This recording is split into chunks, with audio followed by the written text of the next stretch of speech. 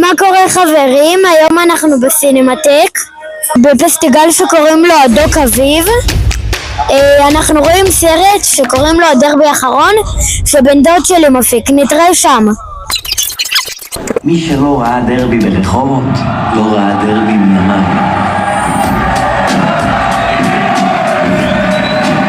אני אשמע חברים, אני הרגע יצאתי מהסרט ששמה. אני אומר את זה רק בגלל שזה דוד שלי הפיק את זה. זה היה אחד הסרטים הכי טובים שראיתי אי פעם על כדורגל.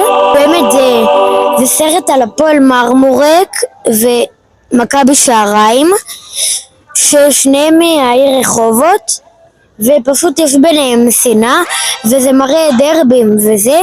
ואז הם גם הראו את הדרבי האחרון שבו מכבי שעריים ירדו לליגה ב' והפועל מרמורק נשארו ליגה, אז לא היו יותר דרבים.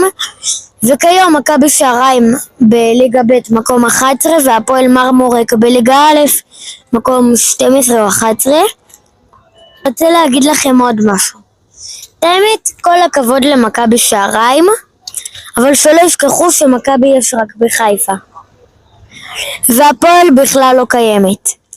מקווה שנהנתם. אם כן, שימו לייק וסאב, ביי. והקרנה של הסרט הזה תהיה בכאן 11 לפני חצי גמר המונדיאל ב-15 ביולי.